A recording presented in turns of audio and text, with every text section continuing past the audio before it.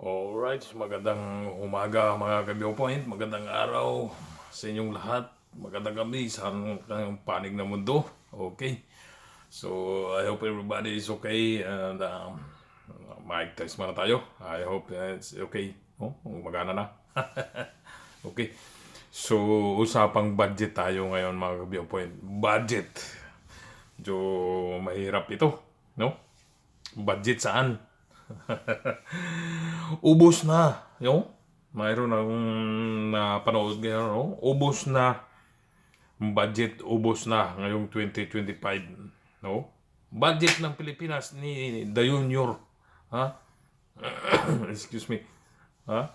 Ubos na, winaldas na, no? Yun ang masakit ngayon kasi nagmamadali, mag-eleksyon na, no? Ubos na, matindi, matindi mga kababayan yung unli corruption, no? Sa Pilipinas lang sa kalamdan, no? So ito, ano, may bahayag si Attorney Vic Rodriguez, no? Isa sa mga candidate ng lineup ni Duterte yan, no? So mga team suka. So mayroon siyang pinayag, no? At ito matindi, no? Halos 65% of budget ng 2025 already gone. Ha? Wala na. Ubos na. Oh? Matindi. Di ba? Matindi mga kabayan. Sana maging matalino tayo ngayon sa pagpili ng ating mga kandidato. So it's a gentle reminder mga ka-viewpoints. So ito, pakinggan nyo. Meron akong sa inyo, marinig na video ni Attorney Vic, no? So ito talaga matindi ito, no? Pasabog. Yung petition for certiorari and prohibition para po ideklarang illegal, null and void at unconstitutional itong 2025 budget na nakitaan nga po natin ng napakaraming blanco dyan sa BICAM final ratified, approved, and signed and filed conference committee report. Ito po yung nagiging pundasyon at sandigan ng ating ng budget. Bilang Pilipino, bilang abogado, bilang maisog, ginagawa ko po yung aking obligasyon sa inyong lahat at bilang isa sa mga lumalaban dito sa korupsyon, nag-file nga po tayo ng kaso. Subalit, alam mo ninyo, hinihikayat ko kayong lahat na sana ho ay makialam din kayo. Parinig po ninyo yung tinig ninyo sapagkat pera po nating lahat ito. Ang malungkot, 65% po ng 2025 budget. Ito pong budget, yung pinadedeklara nating unconstitutional, ay had been released. Na-i-release na po ng BBM. Ayun. 65% of this 2025 illegal, immoral, unconstitutional, and criminal budget, 65% po nito ay na-release na ng BBM. January pa lang. Makikita natin, kaya tayo ay sinasabihan at inaakusahan at destabilizer. Kitang-kita natin ang motibasyon ng Marcos administration. Paspasin ang pag-release ng pera sa 2025 budget. Bakit? Matindi. Natatakot po sila na mag-issue ng TRO at maging permanent injunction at ideklarang unconstitutional itong 2025 budget. Nagmamadali po sila para po magamit nila yung kanilang AKAP, yung kanilang AIX, yung kanilang unprogrammed appropriation, yung kanilang korupsyon, yung kanilang pork barrel, yung tinatago po nila sa mga flood control programs kuno na nandyan naman po talaga ang taguan, ang parking ng kanilang korupsyon. Alam mo ninyo, of the 6.326 trillion, 6.326 trillion pesos budget natin sa 2025 na ilabas na po, na-release na ng DBM. January pa lang, unang buwan ng taon, 65% yan. Ang 65% po ay nagkakahalaga ng 4.1 trillion pesos. 4.1 trillion pesos, ang daming pera po nun na ilabas na po ng DBM sa loob lamang ng buwan ng January or Enero. Lupit. Ang laking pera po nun, 4.1 trillion pesos ubos na. Na-release na po ng DBM.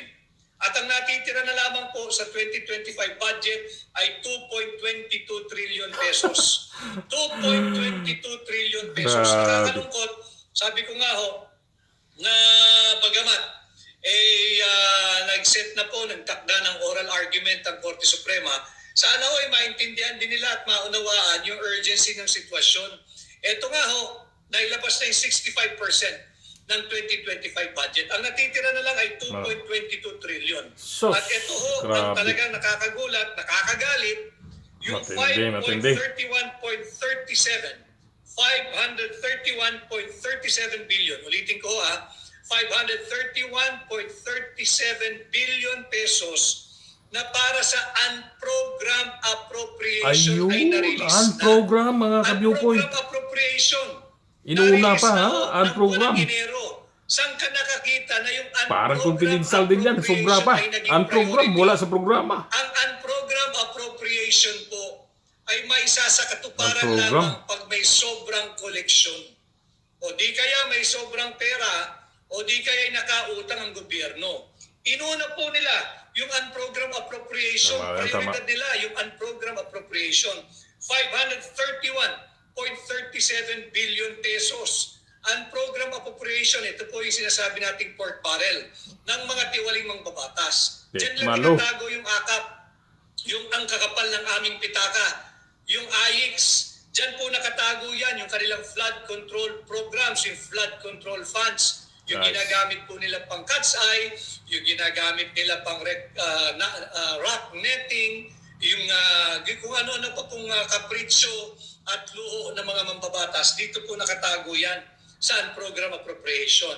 Nakakapanghina dahil na-release na po ng DBM ang halagang 531.37 billion sa unprogram appropriation. Ang program. Inuna pa Budget. yung unprogram Todas. appropriation. Alam mo ninyo yung unprogram appropriation, magagamit mo lamang ho yan pag may sobrang koleksyon ng gobyerno. Ayun. Pag may sobrang pera, Ayun. pag may sobrang kita, Diba? o kaya pag may bagong utang. Ito, January pa lang, ng ngayon kasalukuyang taon, nailabas na.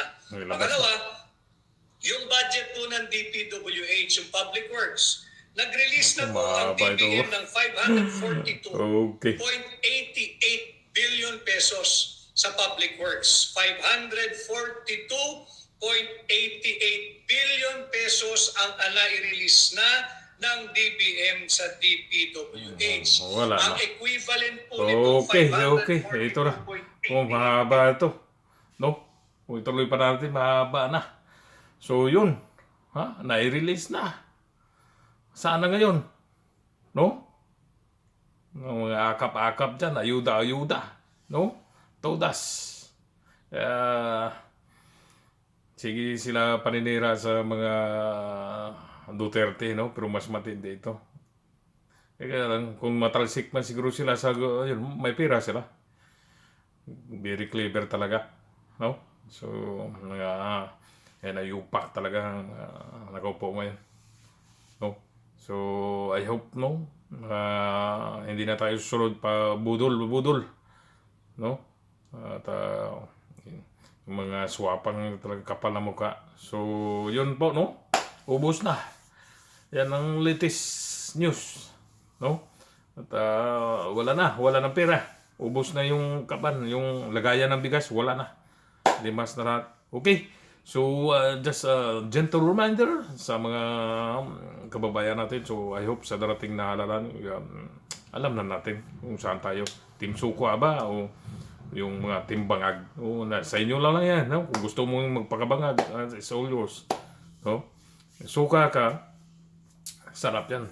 Pangkilawin, pag ano, hindi sarap yung ulam pag walang suka. Okay? So, I hope maliwanag sa lahat na yan, no? Kung ano man yung mga latest update natin, no? Wala na. Ngayon, latest news, ubos na yung budget. Sa nai-release na, unprogram. Pero unprogram, prioritize pa. What the hell is that? Ha? Okay? So, sa mga hindi pa na-subscribe, no? At least, sana madagdagan pa yung mga subscriber natin. At 50% na tayo, yung running hours, 50%. So, konti na lang. Ano? Mahabol na natin yung monetization requirements. Okay? So, thank you very much. At may konting vlog nga ako ngayon kasi nakahabol. May konting oras pa. So, busy sa operation. So, I hope mag-iingat po tayong lahat. And God bless.